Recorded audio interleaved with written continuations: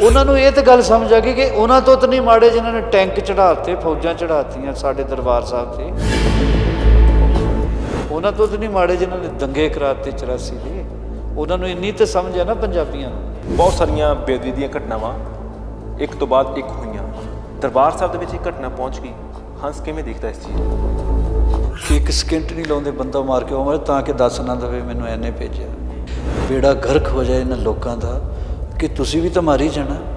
ਲਾਂਤੀ ਗੁਰੂ ਤੋਂ ਵੀ ਨਹੀਂ ਯਾਰ, ਉਹ ਇੰਨੀ ਸਖਤ ਜਗ੍ਹਾ, ਉੱਥੋਂ ਵੀ ਨਹੀਂ ਡਰਦੇ। ਉਹ ਪਤਾ ਨਹੀਂ ਖਾਨਦਾਨ ਖਤਮ ਹੋ ਜਾਂਦੇ ਉੱਥੋਂ। ਤਾਂ ਕਿ ਸਿਆਸਤ ਇਸ ਨਿਗਾਰ ਤੇ ਆ ਗਈ ਕਿ ਉਹਨਾਂ ਲਈ ਆਮ ਗੱਲ ਹੋ ਗਈ। ਮੈਂ ਕਿਹਾ ਲਾਨਤ ਹੈ ਐਸੇ ਦੌਰ 'ਚ ਜਿੱਥੇ ਗੁਰੂ ਨੂੰ ਵੀ ਨਹੀਂ ਬਖਸ਼ਿਆ ਜਾਂਦਾ। ਲਾਨਤ ਹੈ। ਫਿਰ ਘਰ ਆਏ ਮਹਿਮਾਨ ਨੂੰ ਸੀਨੇ ਨਾਲ ਲਾਈਦਾ। ਇਹ ਤਾਂ ਰੋਕਣ ਦੇ ਛੋਟੀ ਛੋਟੀਆਂ ਗੱਲਾਂ ਦਾ ਕਰਕੇ। ਲੱਗਦਾ ਕਿ ਚਲੋ ਭਾਜਪਾ ਦੇ ਆਗੂ ਤਾਂ ਆ ਰਹੇ ਨੇ ਲੋਕਾਂ ਦੇ ਵਿੱਚ, ਪਰ ਉਹ ਜਿਹੜੇ 750 ਕਿਸਾਨਾਂ ਦੀ ਜ਼ਿੰਦਗੀ ਗਈ ਇਸ ਅੰਦੋਲਨ ਦੇ ਦੌਰਾਨ, ਕਹਿੰਦੇ ਪ੍ਰਧਾਨ ਮੰਤਰੀ ਸਾਹਿਬ ਨੇ ਉਹਦੇ ਬਾਰੇ ਇੱਕ ਸ਼ਬਦ ਨਹੀਂ ਬੋਲਿਆ। ਡੈਮੋਕ੍ਰੇਸੀ ਕਿੱਥੇ ਹੈ? ਇੱਥੇ ਜ਼ਾਤਾਂ ਦੇ ਨਾਂ ਤੇ ਵੋਟਾਂ ਪਾਈ ਜਾਂਦੀਆਂ, ਕੋਈ ਪੈਸੇ ਲੈ ਕੇ ਪਾਈ ਜਾਂਦਾ। ਤੇ ਇੱਕ ਨਾਮ ਵਰਤਿਆ ਜਾਂਦਾ ਕਿ ਏਜੰਸੀਆਂ ਨੇ ਕਰਵਾਇਆ। ਇਹ ਭਾਈ ਸਾਹਿਬ ਅੱਜ ਦਾ ਕਿਤੇ ਸ਼ੁਰੂ ਆ। ਇਹ ਭਾਜਪਾ ਮੌਕੇ ਦੇ ਹਿਸਾਬ ਨਾਲ ਨਜ਼ਾਕਤ ਦੇਖ ਕੇ ਵਾਰ ਕਰਦੀ ਹੈਗੀ, ਸਿਆਸੀ ਵਾਰ। ਉਹ ਕਹਿੰਦੇ ਵੀ ਇਹ ਪੋਲੀਟੀਕਲ ਵੈਂਡੇਟਾ ਕਰਦੇ ਨੇ। ਮੰਨਦੇ ਹੋ ਇਹ ਚੀਜ਼ਾਂ? ਤੇ ਪਤਾ ਲੱਗਾ ਜੀ, ਮੈਂ ਉੱਪਰ ਸੁੱਤਾ ਸੀ ਤੇ ਪਤਾ ਲੱਗਾ ਜੀ ਡਰਾਇੰਗ ਰੂਮ 'ਚ ਇਨਕਮ ਟੈਕਸ ਦਾ ਰੇਡ ਹੋ ਗਿਆ। ਮੈਂ ਕਿਹਾ ਚਾਹ ਚੂ ਲਿਆਓ, ਕੋਈ ਗੱਲ ਨਹੀਂ, ਤੇ ਲੱਡੂ 20-25 ਕਿਲੋ ਜ਼ਰੂਰ ਲਿਆਓ। ਕਿ ਇੱਕ ਮਜ਼ਦੂਰ ਦਾ ਬੇਟਾ, ਇਹਦੇ ਘਰ ਇਨਕਮ ਟੈਕਸ ਵਾਲੇ, ਇਹਦਾ ਮਤਲਬ ਆਪਾਂ ਵੱਡੇ ਬੰਦੇ ਬਣ ਗਏ। HS ਸੋਹੀ ਬੜੇ ਵੱਡੇ ਬੰਦੇ ਆ, ਪਟਿਆਲੇ ਰਹਿੰਦੇ, ਪੁੱਛ ਲਿਓ ਕਿਸੇ ਨੂੰ, ਮੈਂ ਨਾਂ ਅਨਾਊਂਸ ਕਰ ਰਿਹਾ। ਥੱਲੇ ਬੈਠੇ ਸੀ ਤੇ ਕਹਿੰਦੀ, ਮੈਂ ਕਿਹਾ ਜੀ ਜਦੋਂ ਰੇਡ ਸ਼ੇਡ ਕਰਦੇ ਕੀ ਹੁੰਦਾ? ਕਹਿੰਦੇ ਜੀ ਕਈਆਂ ਨੂੰ ਹਾਰਟ ਅਟੈਕ ਹੋ ਜਾਂਦੇ ਆ। ਜਦੋਂ ਲੱਡੂ ਵੰਡਣ ਲੱਗੇ ਉਹਨਾਂ ਨੂੰ ਹਾਰਟ ਅਟੈਕ ਹੋਣ ਲੱਗਾ ਸੀ। ਉਹ ਮੈਂ ਕਿਹਾ ਤੁਹਾਡਾ ਮੁਖਬਰ ਆ ਨਾ ਜਿਹੜਾ ਇਨਫਾਰਮਰ ਆ, ਉਹ ਅਜੇ ਕੱਚਾ ਆ। 3 ਪ੍ਰਾਪਰਟੀਆਂ ਉਹਨੇ ਅਜੇ ਹੋਰ ਨਹੀਂ ਐਡ ਕੀਤੀਆਂ, ਵੀ ਐਡ ਕਰੋ। ਜਿਹੜੇ ਮਕਾਨ ਨੂੰ ਚੈੱਕ ਕਰੋ, ਉੱਥੇ ਹੰਸਰਾਜ ਹੰਸ ਦੇ ਨਾਂ ਦੀ ਰਜਿਸਟਰੀ ਆ। ਮੈਨੂੰ ਈਡੀ ਸ਼ੀਡੀ ਕੀ ਕਹਿ ਲਓ? ਜਿਹੜੇ ਕਰਪਟ ਬੰਦੇ ਉਹ ਡਰਨ ਈਡੀ ਤੋਂ। ਜਿਹੜੀ ਹਰਾਮ ਦੀ ਕਮਾਈ ਖਾਂਦੇ ਉਹ ਫਿਰ ਕਹਿੰਦੇ ਜੀ ਇਹ ਲਾਗ ਡਾਟ ਆ ਜੀ, ਭਾਜਪਾ ਕਰਦੀ। ਭਾਜਪਾ ਨੇ ਕੀ ਲੈਣਾ? ਕਰਪਸ਼ਨ ਖਤਮ ਕਰੋ। ਜਦੋਂ ਘਰਾਂ 'ਚੋਂ ਕਰੋੜਾਂ ਰੁਪਈਏ ਤੁਹਾਡੇ ਲੱਭਦੇ ਆ, ਉਹ ਈਡੀ ਦਾ ਕਸੂਰ ਹੈ? ਕਿ ਅਕਾਲੀ ਦਲ ਦੇ ਸਮੇਂ ਪਿਛਲੇ 10 ਸਾਲਾਂ ਦੇ ਵਿੱਚ ਮਾਫੀਆ ਨੇ ਇੰਨੇ ਪੈਰ ਪਸਾਰ ਲਏ, ਕੋਈ ਹਿਸਾਬ ਨਹੀਂ ਰਿਹਾ। ਤੇ ਕਾਂਗਰਸ ਇਹੀ ਕਹਿੰਦੀ ਰਹੀ ਕਿ ਅਸੀਂ ਨਾ 5 ਸਾਲਾਂ ਦੇ ਵਿੱਚ ਮਾਫੀਆ ਖਤਮ ਕਰਨ ਦੇ ਵਿੱਚ ਭੂਮਿਕਾ ਨਿਭਾਈ ਹੈ। ਜੇ ਕਾਂਗਰਸ ਕਹਿੰਦੀ ਸੀ ਤੇ ਫਿਰ 5 ਸਾਲ ਮਿਲੇ ਸੀ ਤੇ ਦਾਗ ਧੋ ਦਿੰਦੀ। ਕਿਹੜੀਆਂ ਚੀਜ਼ਾਂ ਲੱਗਦੀਆਂ ਜਿਹੜੀਆਂ ਤੁਹਾਨੂੰ ਲੱਗਦਾ ਕਿ ਪੰਜਾਬ ਦੇ ਲਈ ਆਹ ਵਾਲੀਆਂ ਚੀਜ਼ਾਂ ਹੋਣੀਆਂ ਚਾਹੀਦੀਆਂ ਸੀ, ਜਿਹੜੀਆਂ ਪਿਛਲੇ 5, 10, 15 ਸਾਲਾਂ ਤੋਂ ਨਹੀਂ ਹੋ ਪਾ ਰਹੀਆਂ? ਹੈਲਥ ਦੇ ਹਵਾਲੇ ਨਾਲ ਚੱਜ ਦੇ ਹਸਪੀਟਲ ਨੇ, ਇੱਕੋ PGI ਆ, ਸਟਰੈਚਰ 'ਤੇ ਲਟਕਾਏ ਹੁੰਦੇ ਆ। ਬੱਚਾ ਇੱਥੇ ਕੋਈ ਰਹਿਣਾ ਹੀ ਨਹੀਂ ਚਾਹੁੰਦਾ ਕਿਉਂਕਿ ਉਹ ਟੈਂਕੀਆਂ 'ਤੇ ਚੜੇ ਧੀਆਂ ਨੂੰ ਦੇਖਦੇ ਆ। ਮੈਂ ਦੇਖਿਆ, ਮੈਂ ਕਿਹਾ ਯਾਰ ਰੋਟੀ ਬੜੀ ਸੋਹਣੀ ਹੈ, ਆਰਾਮ ਨਾਲ ਚਿੱਥ ਲਈ ਆ, ਚਬਾ ਲਈ। ਕਹਿੰਦੇ ਜੀ ਇਹ ਮੱਧ ਪ੍ਰਦੇਸ਼ ਦਾ ਆਟਾ ਹੈ। ਫਿਰ ਮੈਂ ਕਿਸੇ ਤੋਂ ਪੁੱਛਿਆ ਵੀ ਮੱਧ ਪ੍ਰਦੇਸ਼ ਦੀ ਕੀ ਖਾਸ? ਉਹ ਰੋਣ ਲੱਗ ਪਿਆ। ਬੰਦਾ ਸਮਝਦਾ ਸੀ ਖੇਤੀਬਾੜੀ ਨੂੰ। ਹਾਂ ਸਭ ਨਿਰਾਸ਼ਾ ਹੁੰਦੀ ਹੈ ਕਦੇ ਕਦੇ, ਬਹੁਤ ਜ਼ਿਆਦਾ ਨਿਰਾਸ਼ਾ ਹੁੰਦੀ ਹੈ ਜਦੋਂ ਬੱਚਿਆਂ ਨੂੰ ਦੇਖਦੇ ਆ। ਜਿਹੜਾ ਵੀ ਉੱਠਦਾ ਕਹਿੰਦਾ ਕਿ +2 ਕਰਕੇ IELTS ਕਰਕੇ ਫਟਾਫਟ ਭੱਜੀਏ ਇੱਥੋਂ। ਹਿੰਦੂਤਵ ਦੀ ਸੋਚ ਕਹਿੰਦੇ ਕਿ ਇੱਕ ਦੇਸ਼, ਇੱਕ ਭਾਸ਼ਾ, ਇੱਕ ਰਾਸ਼ਟਰ, ਜਿਹੜੀ ਚਰਚਾ ਚੱਲ ਰਹੀ ਹੈ ਕੇਂਦਰ ਦੇ ਲੈਵਲ ਤੋਂ, ਤਾਂ ਉਹਨੂੰ ਲੈ ਕੇ ਹਮੇਸ਼ਾ ਭਾਜਪਾ ਟਾਰਗੇਟ 'ਤੇ ਰਹਿੰਦੀ ਹੈ, ਨਿਸ਼ਾਨੇ 'ਤੇ ਰਹਿੰਦੀ ਕਿ ਉਹ ਚਾਹੁੰਦੇ ਨਹੀਂ ਕਿ ਬਾਕੀ ਜਿਹੜੀਆਂ ਖਿੱਤੇ ਦੀਆਂ ਭਾਸ਼ਾਵਾਂ ਨੇ ਜਾਂ ਖਿੱਤੇ ਦੇ ਸੱਭਿਆਚਾਰ ਉਹ ਪ੍ਰਫੁੱਲਿਤ ਹੋਣ। ਉਸ ਅਸੀਂ ਖੁਦ ਕਿਉਂ ਨਹੀਂ ਰਾਖੀ ਕਰ ਸਕਦੇ ਕਿਸੇ ਨੂੰ ਬਲੇਮ ਦੇ? ਅਸੀਂ ਇਹੋ ਹੀ ਸਾਰੀ ਜ਼ਿੰਦਗੀ ਦੋਸ਼ ਲਾਉਂਦੇ ਰਹਾਂਗੇ ਕਿ ਦਿੱਲੀ ਨਹੀਂ ਚੱਜ ਦਾ ਸੋਚਦੀ, ਦਿੱਲੀ ਨਹੀਂ। ਤੇ ਸਾਡੇ ਕੋਲ ਹੀ ਜਦ ਅਸੀਂ ਐਡੇ ਅਮੀਰ ਸੀ, ਅਸੀਂ ਗਰੀਬ ਕਿਉਂ ਹੋਏ? ਜੇ ਅਸੀਂ ਅਹਿਮਦ ਸ਼ਾਹ ਅਬਦਾਲੀ ਨੂੰ ਭਜਾ ਸਕਦੇ ਹਾਂ, ਜੇ ਬੰਦਾ ਬਹਾਦਰ ਸਿੰਘ ਵਰਗੇ ਬੰਦੇ ਪੈਦਾ ਕਰ ਸਕਦੇ ਹਾਂ, ਹਰੀ ਸਿੰਘ ਨਰੂਏ ਵਰਗੇ ਜਰਨੈਲ ਪੈਦਾ ਹੋ ਸਕਦੇ ਆ, ਮਹਾਰਾਜਾ ਰਣਜੀਤ ਸਿੰਘ ਵਰਗੇ ਮਹਾਰਾਜੇ ਪੈਦਾ ਹੋ ਸਕਦੇ ਆ, ਲੇਕਿਨ ਅਸੀਂ ਗੱਦਾਰ ਵੀ ਤਾਂ ਅਸੀਂ ਹੈ ਨਾ। ਤੁਸੀਂ ਇੰਨੇ ਕਮਜ਼ੋਰ ਕਿਉਂ ਆ? ਕਮਜ਼ੋਰ ਕਿਉਂ ਆ? ਅਵੇਸਲੇ ਵੀ ਆ, ਕਮਜ਼ੋਰ ਵੀ ਆ। ਇਹ ਤਾਕਤ ਤੁਹਾਨੂੰ ਲੱਗਦਾ ਕਿ ਭਾਜਪਾ ਦੇ ਸਕਦੀ ਪੰਜਾਬ ਨੂੰ, ਜਿਹੜੀ ਤੁਸੀਂ ਜ਼ਿਕਰ ਕਰ? ਕਿਉਂ ਨਹੀਂ ਦੇ ਸਕਦੀ? ਲੈਣਾ ਆਉਣਾ ਚਾਹੀਦਾ। ਹੈੱਡ ਐਸਾ ਹੋਵੇ ਆਪਣੇ ਸਟੇਟ ਲਈ ਲੜੇ। ਜੇ ਹੈੱਡ ਅੰਬਾਲਾ ਟੱਪਦਾ ਹੀ ਭੁੱਲ ਜਾਵੇ ਪੰਜਾਬ ਨੂੰ ਤੇ ਪੰਜਾਬੀਆਂ ਨੂੰ, ਤਾਂ ਕਵੇ ਮੇਰੀ ਅੰਪਾਇਰਸ਼ਿਪ ਵੱਡੀ ਕਰ ਦਿਓ, ਮੈਨੂੰ CM ਬਣਾ, ਐਤਕੀ ਵੀ ਬਣਾ ਦਿਓ, ਅਗਲੀ ਵਾਰੀ ਵੀ ਬਣਾ ਦਿਓ। ਤਾਂ ਉਹ ਕੀ ਕਰਨਗੇ? ਬਾਕੀ ਸਟੇਟਾਂ ਦੇ ਹੈੱਡ ਆਉਂਦੇ, ਮੈਂ ਦਿੱਲੀ ਬੈਠਾ ਹੁਣ ਤਾਂ ਮੈਂ ਦੇਖਦਾ, ਉਹ ਕਹਿੰਦੇ ਮੈਂ ਰਵਾਂ ਨਾ ਰਵਾਂ, ਮੇਰੀ ਸਟੇਟ ਲਈ ਆਹ ਵੀ ਦੇ ਦੇ, ਆਹ ਵੀ ਦੇ ਦੇ, ਆਹ ਵੀ ਦੇ ਦੇ। ਇਹ ਕਹਿੰਦੇ ਮੈਨੂੰ ਦੇ ਦੇ ਸਾਰਾ। ਤੁਸੀਂ ਆਜ਼ਾਦੀ ਤੋਂ ਬਾਅਦ ਦੱਸੋ ਮੈਨੂੰ ਕਿੰਨੇ CM ਮਿਲੇ ਆ? ਇੱਕ ਵੀ ਚੱਜ ਦਾ ਬੰਦਾ ਜੇ ਸਾਨੂੰ ਮਿਲਿਆ ਹੋਵੇ ਤੇ ਇਹ ਹਾਲਤ ਨਾ ਸੋਚੇ ਦੀ। ਲੱਗਦਾ ਕਿ ਇਹ ਜਾਤ ਦੀ, ਜਿੰਨਾ ਚੱਕਰ ਅਸੀਂ ਜਾਤ ਦੀ ਰਾਜਨੀਤੀ 'ਚੋਂ ਨਹੀਂ ਨਿਕਲਦੇ ਪੰਜਾਬ ਵਾਲੇ ਖਾਸ ਕਰਕੇ, ਤਾਂ ਨੁਕਸਾਨ ਹੀ ਨੁਕਸਾਨ। ਉਹ ਕੋਈ ਠੇਕਾ ਲਿਆ ਇੱਕੋ ਹੀ ਕਿਸੇ ਕਾਸਟ ਨੇ? ਗਾਲੀ ਗਲੋਚ, कहते हर बात पे कहते हो कि तू क्या है, यही बताओ कि ये अंदाज़े गुफ्तगू क्या है। ਉਹ ਸਮਾਂ ਕਿਤੇ ਨਾ ਕਿਤੇ ਭਾਜਪਾ ਲਈ ਨੁਕਸਾਨ ਦਾ ਕਾਰਨ ਬਣ ਸਕਦਾ ਪੰਜਾਬ ਦੇ ਵਿੱਚ। ਰੋਜ਼ਾਨਾ ਸਪੋਕਸਮੈਨ ਦੇਖ ਰਹੇ ਹੋ ਤੁਸੀਂ ਇਸ ਵਕਤ, ਤੁਹਾਡੇ ਨਾਲ ਤੁਹਾਡਾ ਆਪਣਾ ਦੋਸਤ ਹਰਦੀਪ ਸਿੰਘ ਭੁੱਗਲ। ਪਾਸ਼ ਲਿਖਦਾ ਹੈ ਕਿ ਅਸੀਂ ਜਿਨ੍ਹਾਂ ਨੇ ਯੁੱਧ ਨਹੀਂ ਕੀਤਾ ਤੇਰੇ ਸਾਊ ਪੁੱਤ ਨਹੀਂ ਹਾਂ। ਜ਼ਿੰਦਗੀ ਦੇ ਵਿੱਚ ਸੰਘਰਸ਼ ਚੱਲਦਾ ਰਹਿੰਦਾ ਹੈਗਾ, ਹਾਲਾਤਾਂ ਦੇ ਨਾਲ ਯੁੱਧ ਕਰਨਾ ਪੈਂਦਾ। ਪੰਜਾਬ ਦੀ ਸਿਆਸਤ ਦੀ ਗੱਲ ਕਰੀਏ ਇਸ ਵੇਲੇ ਤਾਂ ਇਸ ਵੇਲੇ ਹਾਲਾਤ ਬਿਲਕੁਲ ਐਸੇ ਬਣੇ ਹੋਏ ਨੇ ਕਿ ਯੁੱਧ ਵਰਗਾ ਮਾਹੌਲ ਹੋਇਆ ਪਿਆ ਤੇ ਲੋਕ ਆਪਣੇ ਪੱਧਰ ਤੇ ਕੋਸ਼ਿਸ਼ ਕਰ ਰਹੇ ਨੇ ਕਿ ਇੱਕ ਵੱਖਰੀ ਤਰੀਕੇ ਦੀ ਰਾਜਨੀਤੀ ਦੇ ਵਿੱਚ ਪੈੜ ਬੰਨੀ ਜਾਵੇ। ਤਾਂ ਅੱਜ ਅਸੀਂ ਪੰਜਾਬ ਦੀ ਰਾਜਨੀਤੀ ਮੁਤਲਕ ਜ਼ਿਆਦਾ ਗੱਲਬਾਤ ਲਈ ਹੰਸਰਾਜ ਹੰਸ ਹੋਰਾਂ ਦੇ ਕੋਲ ਪਹੁੰਚੇ ਹਾਂ। ਗੱਲਬਾਤ ਕਰਕੇ ਸਮਝਣਾ ਹੈਗਾ ਕਿਉਂਕਿ ਭਾਜਪਾ ਨੇ ਵੱਡੀ ਜ਼ਿੰਮੇਵਾਰੀ ਦੇ ਕੇ ਪੰਜਾਬ ਦੇ ਵਿੱਚ ਘੱਲਿਆ ਹੈਗਾ ਤੇ ਗੱਲਬਾਤ ਕਰਕੇ ਪੰਜਾਬ ਦੇ ਹਾਲਾਤ ਸਮਝਣੇ ਹੈਗੇ ਕਿ ਪੰਜਾਬ ਦੀਆਂ 2022 ਦੀਆਂ ਚੋਣਾਂ ਨੂੰ ਲੈ ਕੇ ਕੀ ਨਜ਼ਰੀਆ ਹੈਗਾ। ਹੰਸ ਸਾਹਿਬ, ਸਭ ਤੋਂ ਪਹਿਲਾਂ ਦਾ ਸਵਾਗਤ ਤੁਹਾਡਾ। ਸਤਿ ਸ਼੍ਰੀ ਅਕਾਲ ਭੋਗਲ ਸਾਹਿਬ, ਸਪੋਕਸਮੈਨ ਦੇ ਸਾਰੇ ਜਿੰਨੇ ਆਏ ਮਹਿਮਾਨ ਉਹਨਾਂ ਨੂੰ ਵੀ, ਚੈਨ ਇਹ ਕਰਿਓ ਨੂੰ, ਤੁਹਾਡੇ ਨੂੰ ਤੇ ਤੁਹਾਡੇ ਵਿਊਵਰਸ ਨੂੰ ਵੀ ਸਤਿ ਸ਼੍ਰੀ ਅਕਾਲ ਔਰ ਨਮਸਕਾਰ। ਹਾਂ ਸਾਹਿਬ, ਜਦੋਂ ਤੁਹਾਡੀ ਗਾਇਕੀ ਦੀ ਗੱਲ ਕਰੀਏ ਤਾਂ ਕੋਈ ਤੋਲ ਨਹੀਂ ਹੈਗਾ ਤੇ ਹੁਣ ਸਿਆਸਤ ਦੇ ਵਿੱਚ ਆਣ ਕੇ ਜਿਸ ਤਰੀਕੇ ਨਾਲ ਇਸ ਵੇਲੇ ਵੱਡੀਆਂ ਜ਼ਿੰਮੇਵਾਰੀਆਂ ਭਾਜਪਾ ਸੌਂਪ ਰਹੀ ਹੈ, ਖਾਸ ਕਰਕੇ ਪੰਜਾਬ ਨੂੰ ਲੈ ਕੇ, ਤੁਸੀਂ ਲੋਕਾਂ ਦੇ ਵਿੱਚ ਵਿਚਰ ਰਹੇ ਹੋ, ਮੋਗਾ ਦੇ ਵਿੱਚ ਜਾ ਕੇ ਆਏ ਹੋ, ਨਜ਼ਰ ਕੀ ਆ ਰਿਹਾ ਹੈਗਾ ਇਸ ਵਕਤ? ਨਜ਼ਰ ਆ ਰਿਹਾ, ਰੌਸ਼ਨੀ ਆ ਰਹੀ ਹੈ, ਸੱਚ ਆ ਰਿਹਾ, ਹੱਕ ਆ ਰਿਹਾ। ਜੇ ਲੋਕੀ ਸਮਝ ਜਾਣ ਤੇ ਇਹ ਟਰਨਿੰਗ ਪੁਆਇੰਟ ਹੋਏਗਾ ਪੰਜਾਬ ਲਈ ਕਿ ਜਿਹੜੀ ਪਾਰਟੀ ਦੀ ਸਰਕਾਰ ਸੈਂਟਰ 'ਚ ਹੈ ਉਹੀ ਜੇ ਸੂਬੇ ਦੀ ਬਣ ਗਈ, ਇੱਕ ਤਾਂ ਟਕਰਾਓ ਖਤਮ ਹੋਏਗਾ, ਦੂਸਰਾ ਸਭ ਕਾ ਸਾਥ ਤੇ ਸਭ ਕਾ ਵਿਕਾਸ। ਜੀ, ਇਹ ਜ਼ਿਕਰ ਜਿਹੜਾ ਤੁਸੀਂ ਕੀਤਾ ਸਭ ਕਾ ਸਾਥ ਸਭ ਕਾ ਵਿਕਾਸ, ਲੱਗਦਾ ਕਿ ਸਾਥ ਮਿਲ ਰਿਹਾ ਇਸ ਵੇਲੇ? ਹਾਂ, ਸਾਥ ਮਿਲ ਰਿਹਾ ਹੁਣ ਲੋਕਾਂ 'ਚ ਬਹੁਤ ਹੈ। ਤੁਸੀਂ ਦੇਖ ਰਹੇ ਹੋ ਕਿੰਨੇ ਲੋਕ ਰੋਜ਼ ਸ਼ਾਮਲ ਹੋ ਰਹੇ ਆ, ਨਾਮਵਰ ਬੰਦੇ, ਹਾਂ ਨਾਮਵਰ ਬੰਦੇ ਵੀ ਹੋ ਰਹੇ ਆ, ਐਕਟਰ ਵੀ ਹੋ ਰਹੇ ਆ, ਪੋਲੀਟੀਸ਼ੀਅਨਸ ਹੋ ਰਹੇ ਆ, ਹਰ ਸ਼ੋਬੇ ਤੋਂ ਬੰਦੇ ਆ ਰਹੇ ਆ। ਇਹ ਅੱਛੀ ਗੱਲ ਹੈ, ਬਹੁਤ ਅੱਛੀ ਗੱਲ ਹੈ। ਸਭ ਹਾਂ ਸਭ, ਕਿਹੜੀ ਐਸੀ ਗੱਲ ਹੈ ਭਾਜਪਾ ਦੇ ਵਿੱਚ ਕਿ ਕੋਈ ਵੀ ਬੰਦਾ ਇਸ ਵੇਲੇ ਕੋਈ ਵੀ ਪਾਰਟੀ ਛੱਡ ਰਿਹਾ, ਚਾਹੇ ਕਾਂਗਰਸ ਛੱਡ ਰਿਹਾ, ਚਾਹੇ ਆਮ ਆਦਮੀ ਪਾਰਟੀ ਛੱਡ ਰਿਹਾ, ਉਹ ਭਾਜਪਾ ਵੱਲ ਜਾ ਰਿਹਾ? ਕਾਰਨ ਕੀ ਲੱਗਦੇ ਨੇ? ਮੇਰੇ ਖਿਆਲ ਲੋਕਾਂ ਨੇ ਨਾ ਆਹ ਡਿਬੇਟ ਸੁਣ ਕੇ ਇੰਨਾ ਸਾਰਾ ਕੁਝ ਭੁਗਤ ਕੇ ਉਹਨਾਂ ਨੂੰ ਇਹ ਅਹਿਸਾਸ ਹੋ ਗਿਆ ਕਿ ਦੇਖੋ ਪ੍ਰੈਕਟੀਕਲ ਹੋਣ ਦੀ ਲੋੜ ਆ। ਇੱਕ ਵਾਰੀ ਜਿਹੜੀ ਸਰਕਾਰ ਸੂਬਾ ਬਣੇ ਉਹਦਾ ਸੈਂਟਰ ਨਾਲ ਟਕਰਾਓ ਨਾ ਹੋਵੇ, ਬਲਕਿ ਸੈਂਟਰ 'ਚ ਵੀ ਉਸੇ ਪਾਰਟੀ ਦੀ ਹੋਵੇ, ਫਿਰ ਇਹਦੀ ਜੂਨ ਸੁਧਰ ਸਕਦੀ ਹੈ, ਵਰਨਾ ਟਕਰਾਓ 'ਚ ਹੀ 5 ਸਾਲ ਨਿਕਲ ਜਾਂਦੇ ਆ। ਇੱਦਾਂ ਦੇ ਵੀ ਸਮੇਂ ਆਏ ਜਦੋਂ ਸੈਂਟਰ ਦੇ ਵਿੱਚ ਸਰਕਾਰ ਵੀ ਸੇਮ ਸੀ, ਪੰਜਾਬ ਦੇ ਵਿੱਚ ਵੀ ਉਹਨਾਂ ਦੇ ਭਾਈਵਾਲ ਸੀ, ਪਰ ਵਿਕਾਸ ਉਦੋਂ ਵੀ ਨਹੀਂ ਹੋਇਆ। ਬੜੇ ਇਲਜ਼ਾਮ ਲੱਗਦੇ ਰਹੇ। ਲੱਗਦਾ ਕਿ ਉਹ ਸਮਾਂ ਬਹੁਤ ਪ੍ਰੀਸ਼ੀਅਸ ਸਮਾਂ ਸੀਗਾ, ਜਿੱਦਾਂ ਤੁਸੀਂ ਹੁਣ ਕਹਿ ਰਹੇ ਕਿ ਜੇ ਦੋਹੀਂ ਧਿਰਾਂ ਇਕੱਠੀਆਂ ਹੋਣ, ਇੱਕੋ ਪੱਖ ਦੀਆਂ ਹੋਣ ਤਾਂ ਪੰਜਾਬ ਦਾ ਵਿਕਾਸ ਹੋ ਸਕਦਾ। ਉਦੋਂ ਦੇਖੋ ਸੜਕਾਂ ਕਿੱਡੀਆਂ ਸ਼ਾਨਦਾਰ ਬਣੀਆਂ, ਵਿਰਾਸਤ ਖਾਲਸਾ ਤੋਂ ਲੈ ਲਓ, ਜੰਗੀ ਸ਼ਹੀਦਾਂ ਦੀ ਯਾਦਗਾਰ ਲੈ ਲਓ, ਬਾਬਾ ਬੰਦਾ ਸਿੰਘ ਬਹਾਦਰ ਦੀ ਲੈ ਲਓ, ਰਾਮ ਤੀਰਥ ਗੁਰੂ ਵਾਲਮੀਕ ਧਾਮ ਲੈ ਲਓ, ਖਰਾਲਗੜ੍ਹ ਗੁਰੂ ਰਵਿਦਾਸ ਜੀ ਦਾ ਲੈ ਲਓ, ਮੰਦਰਾਂ, ਕੁਛ ਨਾ ਕੁਛ ਹੋਇਆ ਤਾਂ ਸੀ ਨਾ। ਹੁਣ ਦੱਸੋ ਕੀ ਹੋਇਆ? ਕੋਈ ਇੱਕ ਚੀਜ਼ ਦੱਸੋ, ਇੱਕ ਪ੍ਰੋਜੈਕਟ ਕਿ ਪਿਛਲੇ 5 ਸਾਲਾਂ 'ਚ ਆਹ ਹੋਇਆ। ਸਵਾ ਰੇਤਾ ਫੱਕਣ ਦੇ ਤੇ ਦੂਸਰਾ ਜੋ ਮਾਫੀਆ ਸ਼ਾਫੀਆ ਜੋ ਵੀ ਹੈ। ਤੁਹਾਨੂੰ ਲੱਗਦਾ ਕਿ ਜਿਸ ਤਰੀਕੇ ਨਾਲ ਹੁਣ ਤੁਸੀਂ ਮਾਫੀਆ ਦਾ ਜ਼ਿਕਰ ਕੀਤਾ, ਕਿਉਂਕਿ ਇਸ ਨੂੰ ਆਧਾਰ ਬਣਾ ਕੇ ਸਿੱਧੇ ਤੌਰ ਤੇ ਅਕਾਲੀ ਦਲ ਨੂੰ ਘੇਰਿਆ ਜਾਂਦਾ ਰਿਹਾ ਕਿ ਅਕਾਲੀ ਦਲ ਦੇ ਸਮੇਂ ਪਿਛਲੇ 10 ਸਾਲਾਂ ਦੇ ਵਿੱਚ ਮਾਫੀਆ ਨੇ ਇੰਨੇ ਪੈਰ ਪਸਾਰ ਲਏ, ਕੋਈ ਹਿਸਾਬ ਨਹੀਂ ਰਿਹਾ, ਤੇ ਕਾਂਗਰਸ ਇਹੀ ਕਹਿੰਦੀ ਰਹੀ ਕਿ ਅਸੀਂ ਨਾ 5 ਸਾਲਾਂ ਦੇ ਵਿੱਚ ਮਾਫੀਆ ਖਤਮ ਕਰਨ ਦੇ ਵਿੱਚ ਭੂਮਿਕਾ ਨਿਭਾਈ ਹੈ। ਲੱਗਦਾ ਕਿ ਤੁਹਾਨੂੰ ਮਾਫੀਆ ਖਤਮ, ਜੇ ਕਾਂਗਰਸ ਕਹਿੰਦੀ ਸੀ ਤਾਂ ਫਿਰ 5 ਸਾਲ ਮਿਲੇ ਸੀ ਤੇ ਦਾਗ ਧੋ ਦਿੰਦੀ। ਜੇ ਉਹਨੂੰ ਦਾਗ ਲੱਗਦਾ ਸੀ ਧੋ ਦਿੰਦੀ। 5 ਸਾਲਾਂ 'ਚ ਉਹਨਾਂ ਨੇ ਤਾਂ ਕੱਖ ਵੀ ਨਹੀਂ ਨਾ ਕੀਤਾ, ਤੇ ਜੇ ਕੀਤਾ ਹੁੰਦਾ ਤੇ ਅੱਜ ਲੋੜ ਨਾ ਪੈਂਦੀ ਇੰਨੇ ਧੱਕੇ ਖਾਣ ਦੀ, ਲੋਕਾਂ ਨੇ ਆਪੇ ਚੁਣ ਲੈਣਾ ਸੀ।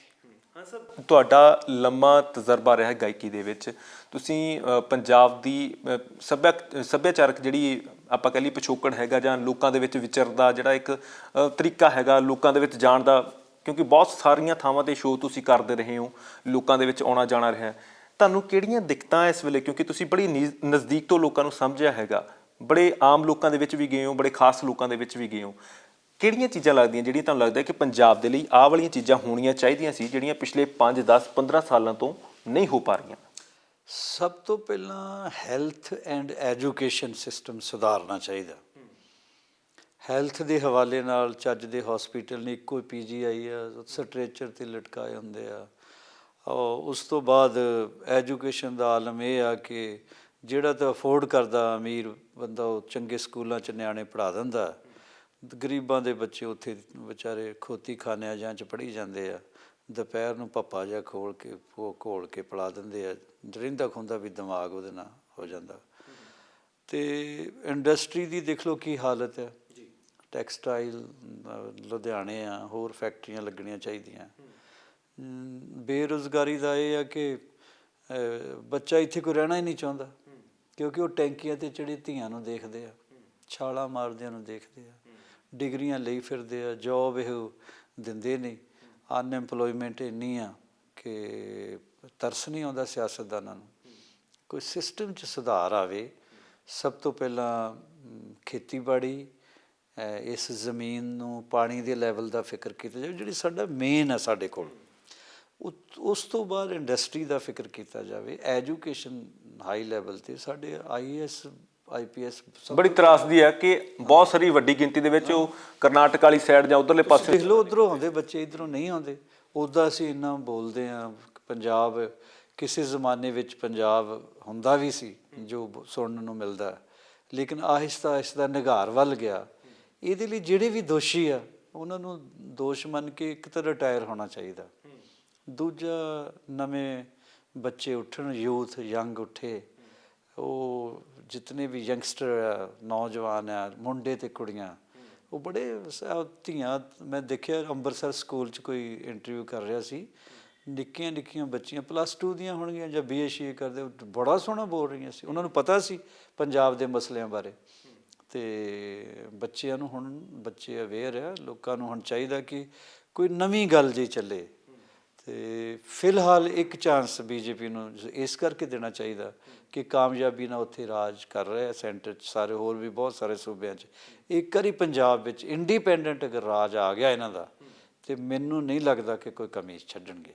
ਤੁਸੀਂ ਖੇਤੀਬਾੜੀ ਦਾ ਜ਼ਿਕਰ ਕੀਤਾ, ਪੰਜਾਬ ਖੇਤੀ ਪ੍ਰਧਾਨ ਸੂਬਾ, ਅਤੇ ਬੜੀ ਹੈਰਾਨੀ ਦੀ ਗੱਲ ਹੈ ਕਿ ਹੁਣ ਲਗਾਤਾਰ ਇਹਦੇ ਵਿੱਚ ਵੀ ਨਿਗਾਰ ਆ ਰਿਹਾ ਕਿ ਲਾਹੇਵੰਦ ਦਾ ਸੌਦਾ ਜਿਹੜਾ ਸੀ ਉਹ ਘਾਟੇ ਦਾ ਸੌਦਾ ਬਣਦੀ ਜਾ ਰਹੀ। ਘਾਟੇ ਦਾ ਜੀ, ਪਾਣੀ ਦਾ ਲੈਵਲ ਦੇਖੋ। ਅਸੀਂ ਫਸਲਾਂ ਉਹ ਬੀਜੀਆਂ, ਸਾਨੂੰ ਯੂਨੀਵਰਸਿਟੀ ਜੀ ਹਰੀ ਕ੍ਰਾਂਤੀ ਕਾਹਦੀ ਸੀ ਇੱਥੇ, ਜਿਹੜੀ ਹੁਣ ਮੈਂ ਦੇਖਿਆ, ਮੈਂ ਕਿਹਾ ਜੀ ਰੋਟੀ ਬੜੀ ਸੋਹਣੀ ਹੈ, ਆਰਾਮ ਨਾਲ ਚਿੱਥ ਲਈ ਹੈ, ਚਬਾ ਲਈ। ਕਹਿੰਦੇ ਜੀ ਇਹ ਮੱਧ ਪ੍ਰਦੇਸ਼ ਦਾ ਆਟਾ ਆ। ਫਿਰ ਮੈਂ ਕਿਸੇ ਤੋਂ ਪੁੱਛਿਆ ਵੀ ਮੱਧ ਪ੍ਰਦੇਸ਼ ਦੀ ਕੀ ਖਾਸ, ਉਹ ਰੋਣ ਲੱਗ ਪਿਆ ਬੰਦਾ, ਸਮਝਦਾ ਸੀ ਖੇਤੀਬਾੜੀ ਨੂੰ। ਕਹਿੰਦਾ ਇੱਥੋਂ ਗਿਆ ਬੀਜ, ਉੱਥੇ ਬੀਜਿਆ, ਅਤੇ ਇਹਨਾਂ ਨੇ ਬੇੜਾ ਗਰਕ ਕਰਤਾ ਪੈਪਸੀਸਾਈਡ ਪਾ ਕੇ। ਗਾਵਾਂ ਬ੍ਰਾਜ਼ੀਲ 'ਚੋਂ ਮਿਲ ਰਹੀਆਂ, ਉਹ ਜਿਹੜੀਆਂ ਇੱਥੇ ਹੁੰਦੀਆਂ ਸੀ ਗਾਵਾਂ ਮੱਝਾਂ, ਅਤੇ ਅਸੀਂ ਕੁਝ ਸੰਭਾਲ ਹੀ ਨਹੀਂ ਸਕੇ ਆਪਣਾ। ਸਾਡਾ ਪਤਾ ਨਹੀਂ ਕਿਉਂ ਇੰਨਾ ਨਿਗਾਰ ਵੱਲ ਡੇ ਬਾਈ ਡੇ ਚਲੀ ਗਏ। ਔਰ ਇਹ ਤਾਂ ਕਮਾਲ ਦੀ ਜ਼ਰਖੇਜ਼ ਆ ਧਰਤੀ ਹੈ। ਹਾਂ ਸਭ ਨਿਰਾਸ਼ਾ ਹੁੰਦੀ ਹੈ ਕਦੇ ਕਦੇ, ਬਹੁਤ ਜ਼ਿਆਦਾ ਨਿਰਾਸ਼ਾ ਹੁੰਦੀ ਹੈ ਜਦੋਂ ਬੱਚਿਆਂ ਨੂੰ ਦੇਖਦੇ ਹਾਂ। ਜਿਹੜਾ ਵੀ ਉੱਠਦਾ ਕਹਿੰਦਾ ਕਿ +2 ਕਰਕੇ IELTS ਕਰਕੇ ਫਟਾਫਟ ਭੱਜੀਏ ਇੱਥੋਂ। ਬਹੁਤ ਇਨਸਿਕਿਉਰਿਟੀ ਹੈ। ਜਿਤਨੀ ਦੇਰ ਸੋਸ਼ਲ ਸਿਕਿਉਰਿਟੀ ਨਾ ਮਿਲੇ ਸਾਰੇ ਸਮਾਜ ਨੂੰ, ਅੱਛੀ ਐਜੂਕੇਸ਼ਨ ਨਾ ਮਿਲੇ, ਸੈਲਫ ਡਿਪੈਂਡ ਨਾ ਹੋਵੇ, ਅਨਐਮਪਲੋਇਮੈਂਟ ਖਤਮ ਨਾ ਹੋਵੇ, ਅੱਛੇ ਹੌਸਪੀਟਲ ਨਾ ਹੋਣ, ਅੱਛੇ ਵਿੱਦਿਅਕ ਅਦਾਰੇ ਨਾ ਹੋਣ, ਹੋਰ ਨਹੀਂ ਕੁਛ, ਮਿਊਜ਼ਿਕ ਇੰਸਟੀਚਿਊਟ ਹੀ ਖੋਲ੍ਹ ਲਓ, ਬੱਚੇ ਅੱਛਾ ਮਿਊਜ਼ਿਕ ਸਿੱਖਣ, ਕਿੰਨਾ ਸ਼ੌਕ ਆ। ਸਭ ਤੋਂ ਵੱਡੀ ਇੰਡਸਟਰੀ ਆ ਮਿਊਜ਼ਿਕ ਇੰਡਸਟਰੀ। ਅਤੇ ਕੋਈ ਕਲਾਕਾਰ ਕਲੋਨੀ ਹੋਵੇ, ਕਲਾਕਾਰ ਜਿਹੜੇ ਵਿਚਾਰੇ ਗਰੀਬ ਆ ਉਹਨਾਂ ਲਈ ਪੈਨਸ਼ਨਾਂ ਹੋਣ, ਸਾਰੀ ਜ਼ਿੰਦਗੀ ਉਹ ਤੁਹਾਡੇ ਘਰਾਂ 'ਚ ਰੌਣਕਾਂ ਲਾਉਂਦੇ ਆ, ਐਂਡ ਕਿੱਡਾ ਭੈੜਾ ਹੁੰਦਾ ਉਹਨਾਂ ਦਾ।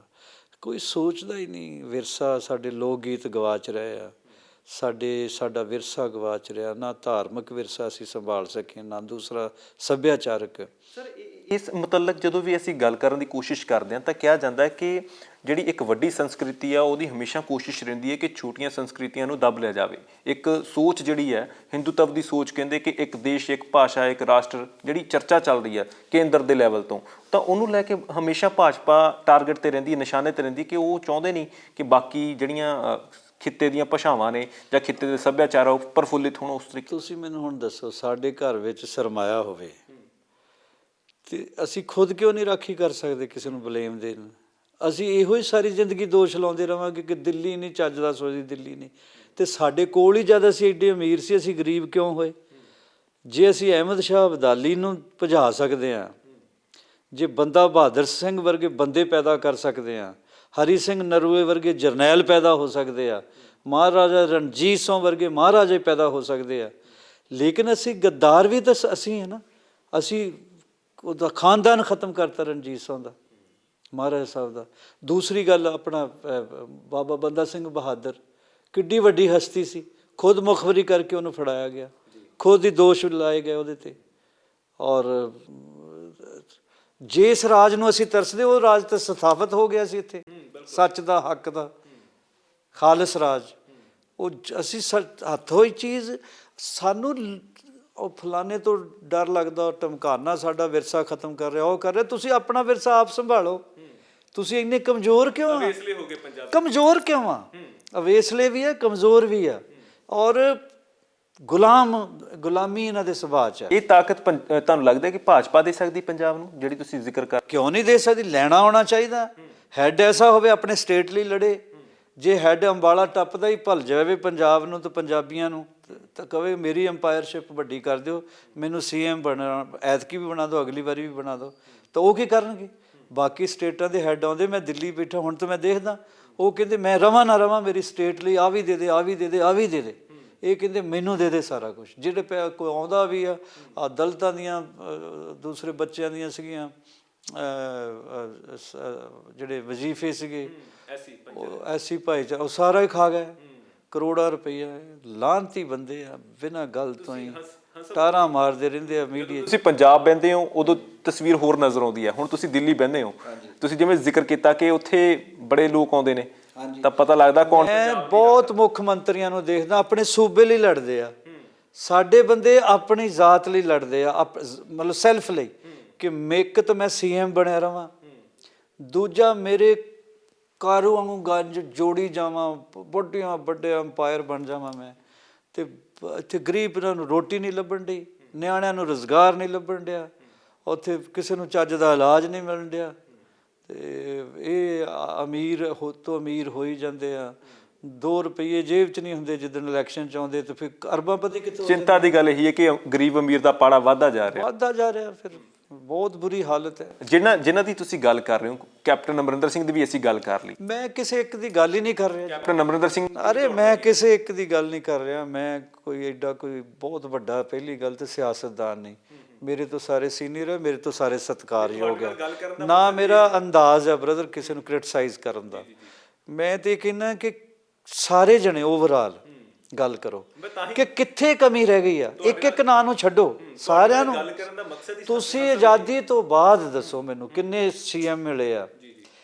ਇੱਕ ਵੀ ਚੱਜ ਦਾ ਬੰਦਾ ਜੇ ਸਾਨੂੰ ਮਿਲਿਆ ਹੋਵੇ ਤੇ ਇਹ ਹਾਲਤ ਨਾ ਸੂਬੇ ਦੀ ਹੋਵੇ। ਬਸ ਮੈਂ ਤੇ ਇਹ ਕਹਿਣਾ ਚਾਹੁੰਦਾ, ਕਿਉਂਕਿ ਨਿੱਜ ਪਹਿਲਾਂ ਹੋ ਗਿਆ, ਇਸੇ ਕਰਕੇ ਨੁਕਸਾਨ। ਯਾਰ ਹਰਿਆਣਾ ਲੰਘਣ ਨੂੰ ਦਿਲ ਨਹੀਂ ਕਰਦਾ, ਉੱਥੇ ਫਸ ਜਾਈਦਾ ਸੀ, ਇੰਨਾ ਬੁਰੀ ਹਾਲਤ ਹੁੰਦੀ ਸੀ।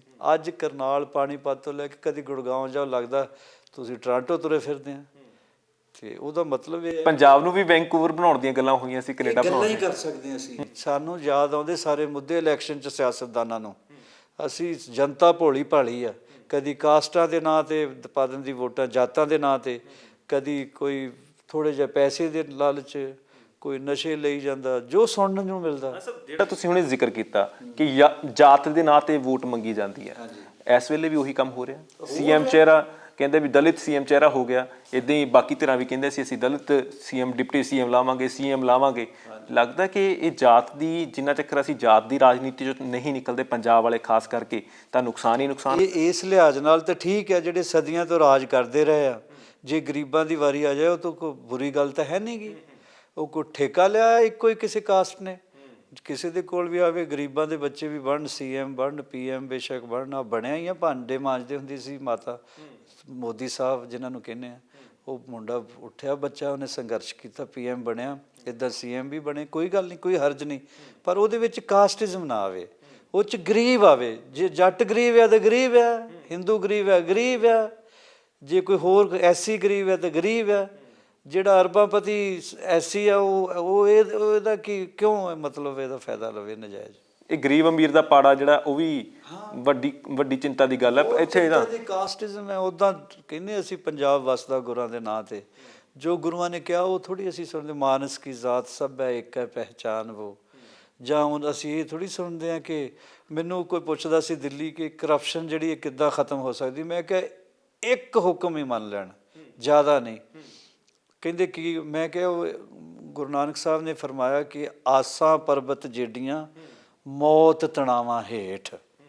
ਦੂਜਾ ਜਿਹੜਾ ਸਭ ਤੋਂ ਵੱਡਾ ਸਰਮਾਇਆ ਪੰਜਾਬੀਆਂ ਦਾ ਸੀ ਮੁਹੱਬਤ। ਤੇ ਸਾਡੇ 10 ਗੱਦੀਆਂ ਦਾ ਨਿਚੋੜ ਕੱਢ ਕੇ ਮਾਲਕ ਕਹਿ ਗਿਆ ਦਸਵੇਂ ਪਿਤਾ ਗੁਰੂ ਗੋਬਿੰਦ ਸਿੰਘ ਮਹਾਰਾਜ ਜੀ ਕਿ ਜਿਨ ਪ੍ਰੇਮ ਕੀਓ ਤਿਨ ਹੀ ਭਰਾ।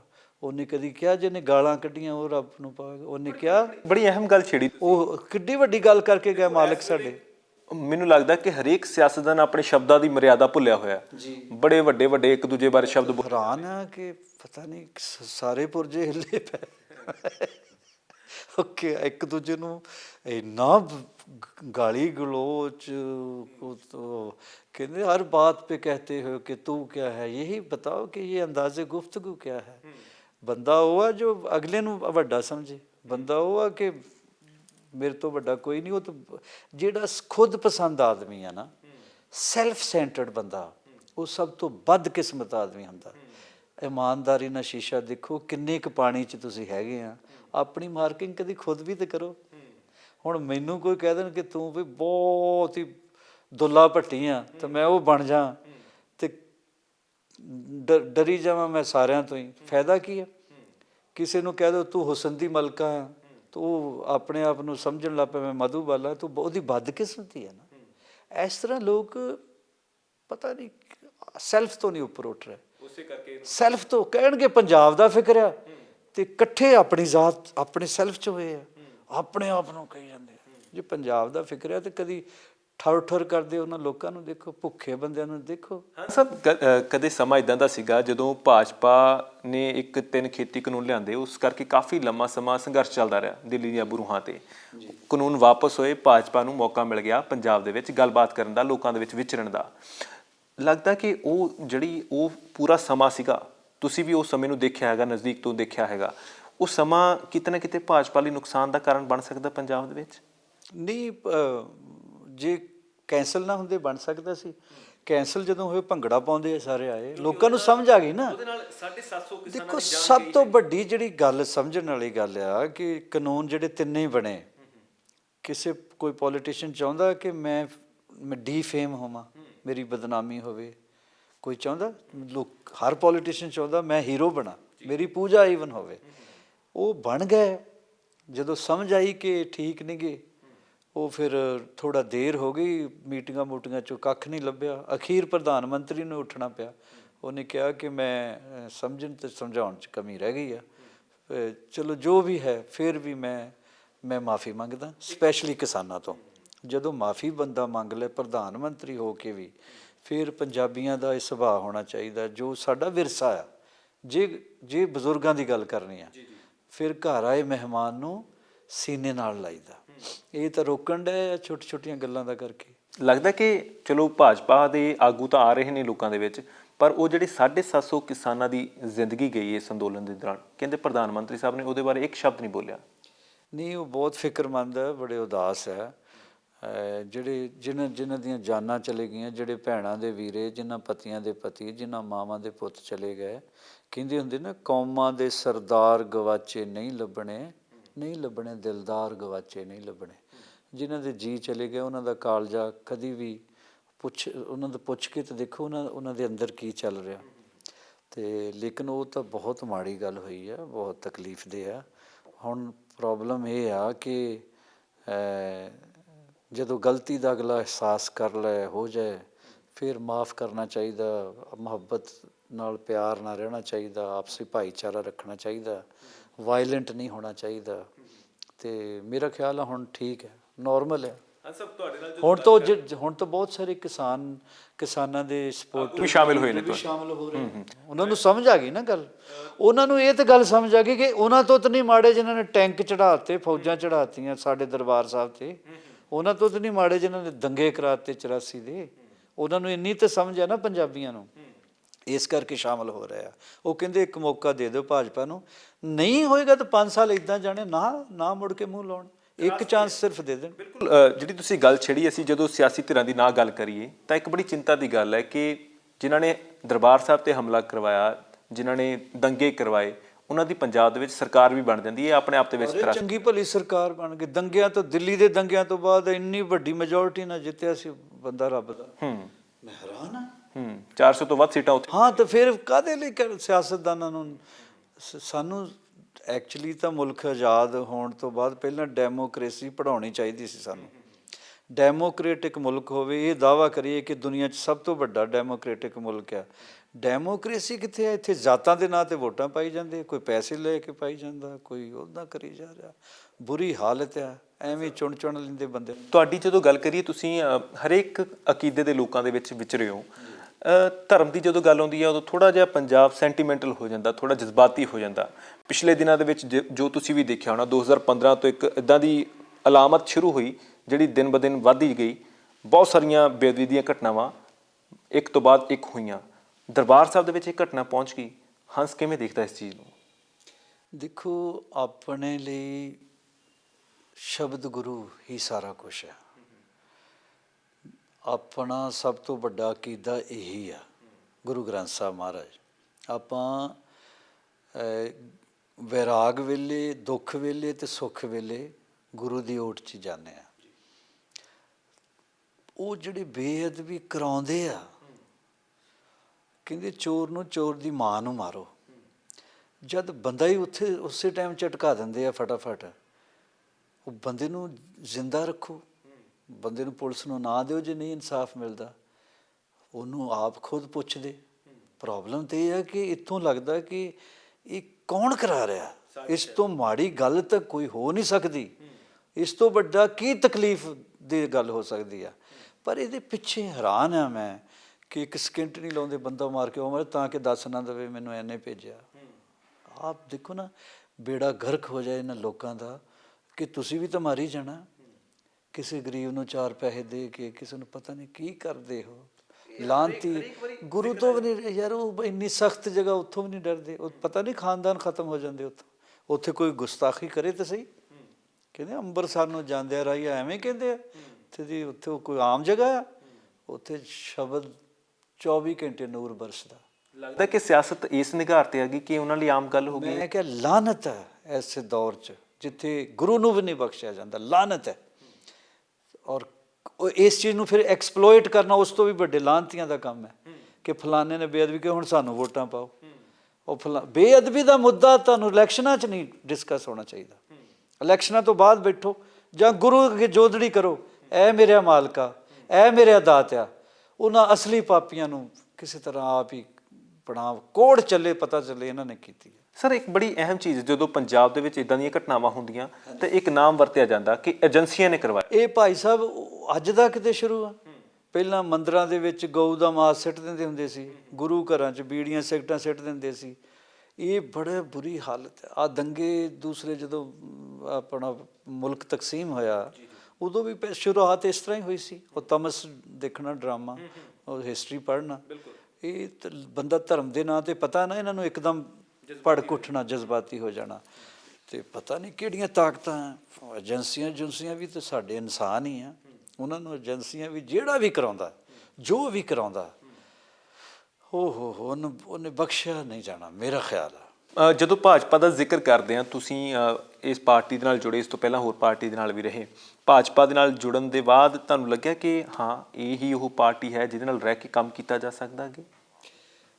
ਭਾਜਪਾ ਦੀ ਇੱਕ ਗੱਲ ਹੈ ਕਿ ਸਭ ਤੋਂ ਵੱਡੀ ਗੱਲ ਹੈ ਕਿ ਮੁਲਕ ਸੁਰੱਖਿਅਤ ਬਹੁਤ ਹੈ। ਸੁਰੱਖਿਆ ਵਾਰਡ ਜਿੰਨੀ ਮੌਜੂਦਾ ਪ੍ਰਧਾਨ ਮੰਤਰੀ ਨੇ ਕੀਤੀ ਹੈ ਨਾ, ਪਹਿਲਾਂ ਆਪਾਂ ਨੂੰ ਕਿੰਨਾ ਤੰਗ ਕਰਦੇ ਹੁੰਦੇ ਸੀ ਇਰਦ ਗਿਰਦ ਸਾਡੀ ਕੰਟਰੀ ਜਿਹੜੀਆਂ ਹੈਗੀਆਂ। ਅਤੇ ਉਹ ਫਿਰ ਹੁਣ ਤੁਸੀਂ ਦੇਖ ਲਓ ਕਿ ਉਹ ਬੰਦੇ ਦੇ ਹੁੰਦਿਆਂ ਕੋਈ ਮੈਲੀ ਅੱਖ ਨਾਲ ਨਹੀਂ ਦੇਖ ਸਕਦਾ ਹਿੰਦੁਸਤਾਨ ਨੂੰ। ਦੂਜਾ 18-19 ਘੰਟੇ ਕੰਮ ਕਰਨ ਵਾਲੇ ਇਹੋ ਬੰਦੇ ਆ, ਮੁਲਕ ਲਈ ਜਾਗਦੇ ਉਹ। ਤੀਸਰਾ ਕਰਪਟ ਨਹੀਂ ਗਏ ਉਹ, ਓਨੈਸਟ ਬਹੁਤ ਹੈ। ਕੋਈ ਕਮੀਆਂ ਉਹ ਕਿਹੜੇ ਰੱਬ ਆ, ਕੋਈ ਨਾ ਕੋਈ ਕਮੀ ਜੇ ਹੁੰਦੀ ਆ ਅਤੇ ਰਲ ਮਿਲ ਕੇ ਕੋਈ ਪਲੱਸ ਮਾਈਨਸ ਕਰਕੇ ਇਹ ਸੋਚ ਲੈਣਾ ਚਾਹੀਦਾ ਉਹਨਾਂ ਤੋਂ ਤਾਂ ਨਹੀਂ ਮਾੜੇ ਜਿਨ੍ਹਾਂ ਨੇ ਸਿਰਫ ਆਪਣੇ ਹੀ ਘਰ ਭਰੇ ਆ, ਲੁੱਟ ਕੇ ਖਾ ਗਿਆ ਇਸ ਮੁਲਕ ਨੂੰ, ਅਤੇ ਉਹਨਾਂ ਨਾਲੋਂ ਤਾਂ ਨਹੀਂ ਮਾੜੇ। ਤੁਹਾਡੀ ਰੀਸੈਂਟ ਮੁਲਾਕਾਤ ਕਦੋਂ ਹੋਈ ਸੀ? ਮੇਰੀ ਹੁੰਦੀ ਰਹਿੰਦੀ ਹੈ, ਮੈਂ ਉਸ ਟੀਮ ਦਾ ਹਿੱਸਾ। ਜਦੋਂ ਮੇਰਾ ਮਨ ਕਰੇ ਮੈਂ ਵੀ ਟਾਈਮ ਮੰਗ ਲੈਂਦਾ, ਜਦੋਂ ਉਹਨਾਂ ਨੇ ਕੋਈ ਜਿੱਦਾਂ ਡਿਊਟੀ ਲਾਉਣੀ ਹੋਵੇ। ਤੇ ਕਦੇ ਹੰਸ ਆਪਣੇ ਤੌਰ ਤੇ ਇੱਕ ਬਲੂਪ੍ਰਿੰਟ ਲੈ ਕੇ ਗਿਆ ਹੋਵੇ ਪੰਜਾਬ ਲਈ ਕਿ ਮੈਂ ਆਹ ਚਾਹੁੰਦਾ ਪੰਜਾਬ ਦੇ ਵਿੱਚ ਹੰਸਰਾਜ ਹੰਸ ਦੀ ਸ਼ਾਇਦ ਉਹ ਲੈਵਲ ਨਹੀਂ ਆਇਆ ਕਿ ਮੈਂ ਤੁਸੀਂ ਦੇਖਿਆ ਹੋਣਾ ਅੰਦੋਲਨ ਦੇ ਦੌਰਾਨ ਜਿੰਨਾ ਮੈਂ ਟਾਰਾਂ ਮਾਰੀਆਂ, ਜਿੰਨਾ ਮੈਂ ਚੀਖਿਆ, ਮੈਂ ਜਿੰਨਾ ਕੰਸਰਨਡ ਸੀਗਾ। ਇੱਥੇ ਆ ਗਿਆ ਸੀ ਜਲੰਧਰ, ਜਦੋਂ ਮੈਂ ਕਹਿੰਦਾ ਸੀ ਆਓ ਮੇਰੇ ਨਾਲ, ਮੈਂ ਮਿਲਾਉਣਾ ਪ੍ਰਧਾਨ ਮੰਤਰੀ ਸਾਹਿਬ ਨੂੰ। ਫਿਰ ਤੋਮਰ ਸਾਹਿਬ ਨਾਲ ਕਿਸਾਨ ਜਥੇਬੰਦੀਆਂ ਦੀ ਗੱਲ ਕਰਾਉਂਦਾ ਸੀ, ਕਦੀ ਕਿਸਾਨ ਜਥੇਬੰਦੀਆਂ ਦੇ ਬੰਦਿਆਂ ਨੂੰ ਘਰ ਬੁਲਾ ਕੇ ਮਿੰਨਤਾਂ ਤਰਲੇ ਕਰਦਾ ਸੀ। ਮੈਂ ਤਾਂ ਮਿੰਨਤ ਤਰਲੇ ਵਾਲਾ ਬੰਦਾ ਹਾਂ। ਮੈਂ ਉਹਨਾਂ ਨੂੰ ਵੀ ਕਹਿੰਦਾ ਸੀ ਜਲਦੀ ਵਾਈਂਡ ਅਪ ਕਰੋ, ਇਹਨਾਂ ਨੂੰ ਵੀ ਕਹਿੰਦਾ ਸੀ ਕਿਸੇ ਤਰ੍ਹਾਂ ਨਿਬੇੜੋ, ਕਿਉਂਕਿ ਮੇਰੇ ਤੋਂ ਨਹੀਂ ਸੀ ਦੇਖੇ ਜਾਂਦੇ ਬੰਦੇ ਕਿ ਕਿਉਂਕਿ ਟਿਕਰੀ ਬਾਰਡਰ ਵੀ ਮੇਰੀ ਕੰਸਟੀਟੂਐਂਸੀ 'ਚ ਹੈ ਅਤੇ ਸਿੰਘੂ ਬਾਰਡਰ ਵੀ ਆਪਣੇ ਹਲਕੇ 'ਚ ਹੈ। ਅਤੇ ਬਦਕਿਸਮਤੀ ਕਹਿ ਲਓ ਇਹੋ ਕਿ ਮੇਰੇ ਆਪਣੇ ਲੋਕ ਭੁੱਖਣ ਭਾਣੇ, ਠੰਡ ਨਾਲ ਵੀ ਅਤੇ ਗਰਮੀ ਨਾਲ ਵੀ ਅਤੇ ਬਾਰਿਸ਼ਾਂ ਨਾਲ, ਹਰ ਮੌਸਮ ਨਾਲ ਲੜਨ। ਅਤੇ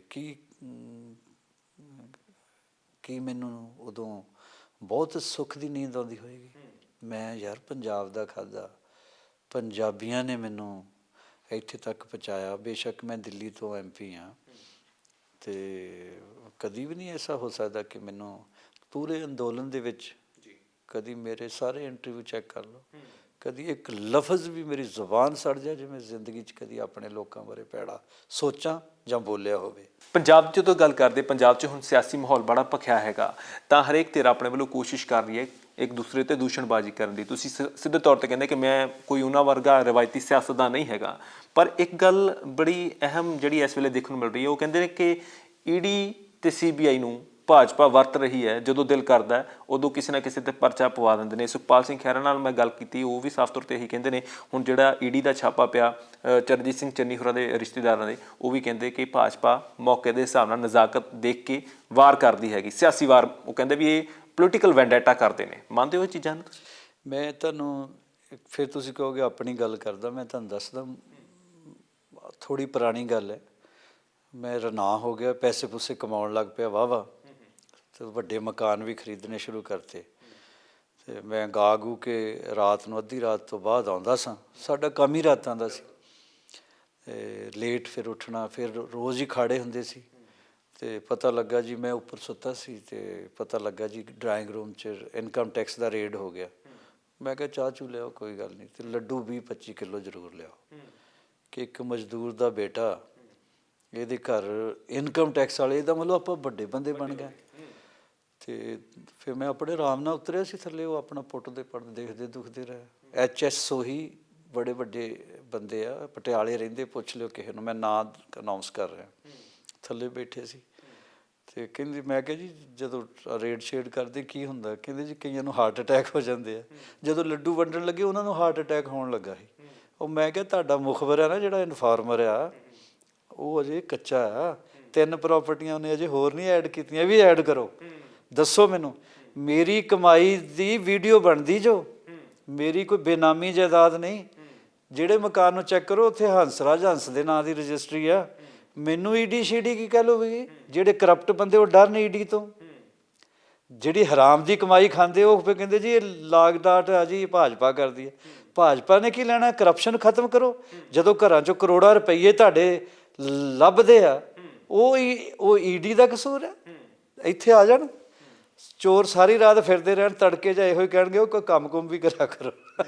ਲੱਭਣਾ ਹੀ ਕੱਖ ਨਹੀਂ, ਤਨਖਾਹ 'ਤੇ ਗੁਜ਼ਾਰਾ। ਜਿਹੜੇ ਖਾ ਰਹੇ ਉਹਨਾਂ ਦੀ ਰੇਡਾਂ ਹੋ ਰਹੀਆਂ, ਉਹਨਾਂ 'ਤੇ ਰੇਡਾਂ ਹੋਣੀਆਂ। ਡਰਨ ਦੀ ਲੋੜ ਕੀ ਹੈ ਯਾਰ?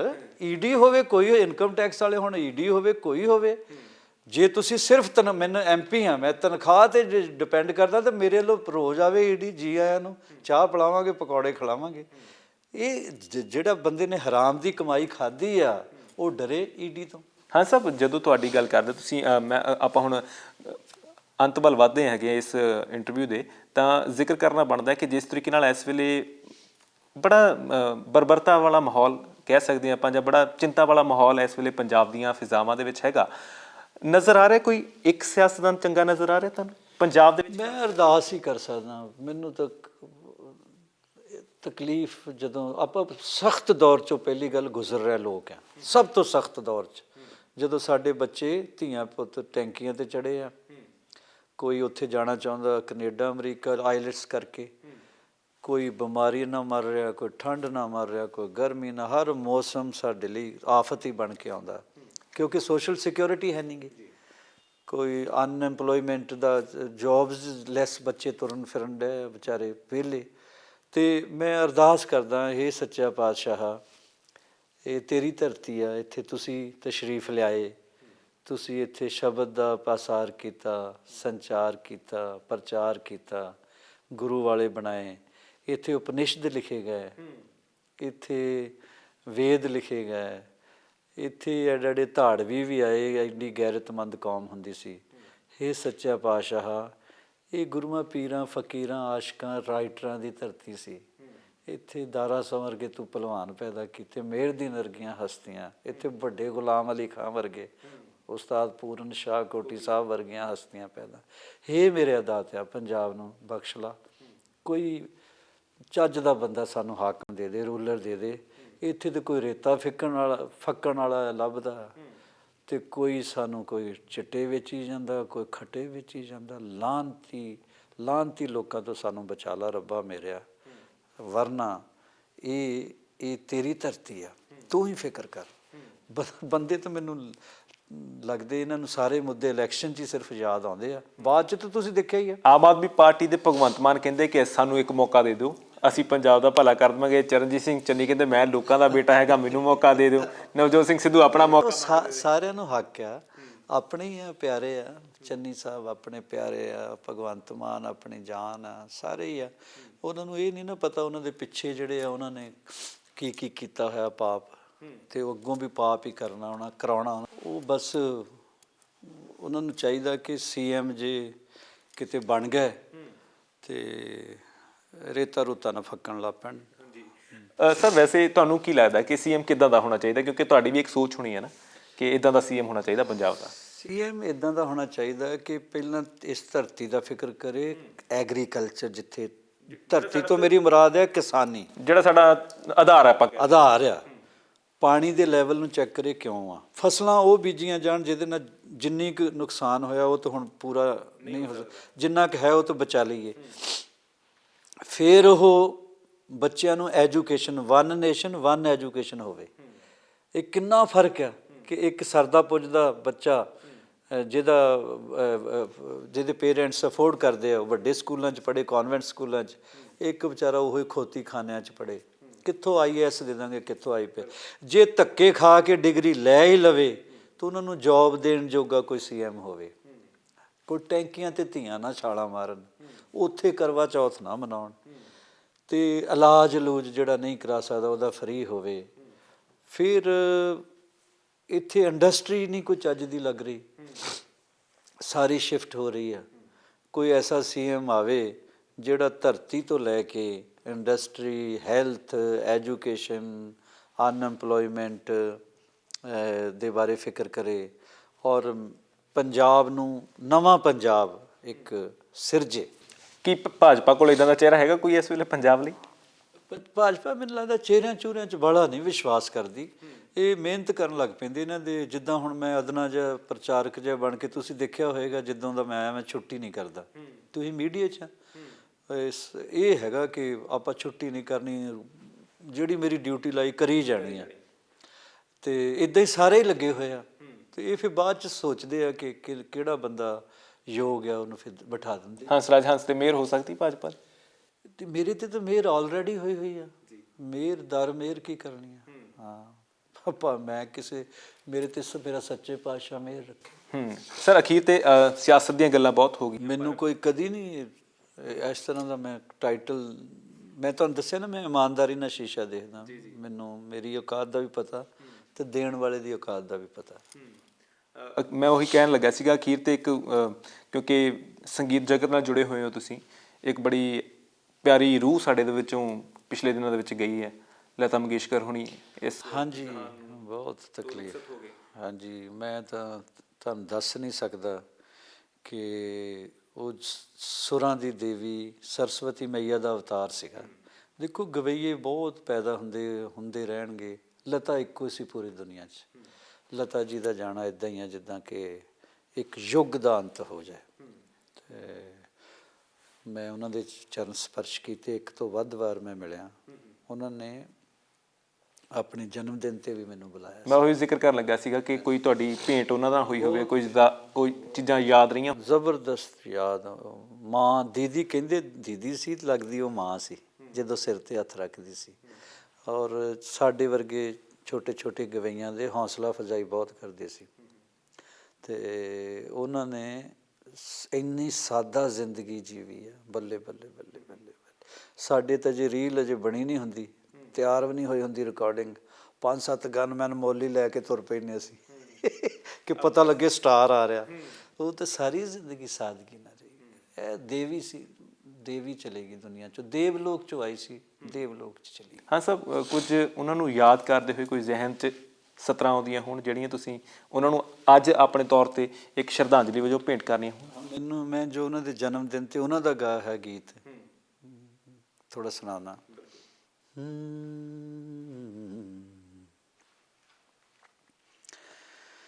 यारा सिली सिली रात में बिरहा का जलना, यारा सिली सिली वो ढोला सिली सिली, सिली सिली रात में बिरहा का जलना, ये भी कोई जीना है, ये भी कोई जीना है, ये भी कोई मरना, यार सिली सिली रात में बिरहा का जलना। एक होर गीत उन्हां दा, मैं तो मेरे उस्ताद जी शाहकोटी साहब ਦਾਤੇ ਸਾਡੇ। ਇੱਕ ਵਾਰੀ ਇੱਥੇ ਭਾਰਗੋ ਕੈਂਪ ਏਰੀਆ, ਉੱਥੇ ਫੌਜੀ ਸਪੀਕਰਾਂ ਵਾਲਾ ਹੁੰਦਾ ਸੀ, ਉਦੋਂ ਤਵੇ ਹੁੰਦੇ ਸੀ, ਸਾਡੇ ਕੋਲ ਕੱਖ ਨਹੀਂ ਸੀ ਹੁੰਦਾ, ਨਾ ਟੇਪ ਰਿਕਾਰਡ। ਉੱਥੇ ਜਾਣਾ, ਸਾਰਾ ਦਿਨ ਇੱਕ ਗਾਣਾ ਸੁਣਦੇ ਰਹੇ। ਭਲਾ ਕਿਹੜਾ ਗਾਣਾ? ਉਹ ਗਾਣਾ ਸੀ, ਮੁਹੱਬਤ ਕੀ ਝੂਠੀ ਕਹਾਣੀ पे रोए, मोहब्बत की झूठी कहानी पे रोए, बड़ी चोट खाई